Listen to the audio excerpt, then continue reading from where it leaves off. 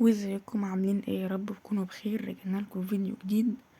فيديو النهارده عبارة عن لعبة اي فوتبول وتحديث اللي كان نازل يوم الخميس، اللي هو تقريبا من يومين او من 3 ايام ده. هتخش على ماتش وبعدين تورنمنت. البطولة دي فيها 100 كوين. هتدوس كده انتر او كونتينيو.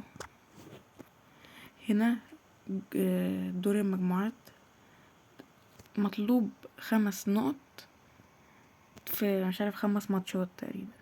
فانت لو كسبت ماتشين وعملت سكيل للباقي هتتأهل من دور المجموعات. فانت بقى عشان تخلصهم بسرعة تعمل ايه؟ هتختار على الاسهل مستوى اللي هو البيجنر، بعدين هتدوس نيكست، بعدين ايفنت سيتنج هتخليها يوزر كنترول، دي مش اي. انا عشان لعبت جروب ستيج فهوريكم في الماتش بتاع النوك اوت.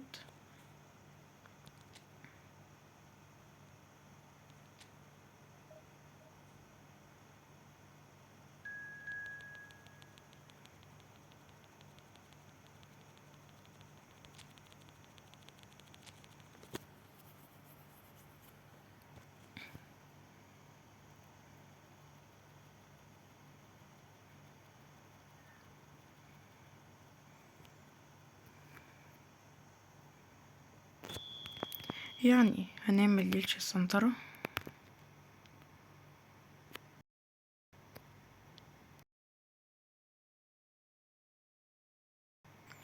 كده. احنا كسبانين بعد ما جبنا الجون،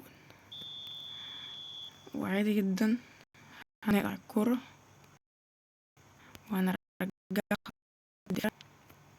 لا مش للحارس، لخط الدفاع. تمام، بس كده. وهتفضل بقى مخليه واقف على كده لحد ما الشوط الاول يخلص. الشوط التاني هتبقى سنترة ليه، اقطع كورة ورجعها لخط الدفاع، بس ما ترجعش جوه ال18. هيضغطوا ويقطعوا الكورة، انما هنا هيفضلوا يتحركوا، مش هيضغطوا خالص ولا يقطعوا منك الكورة وبس، وتسيبه يلعب بقى. وممكن بقى لو انت عايز تخليه على الاي براحتك. بس اشوفكم فيديو جديد، سلام.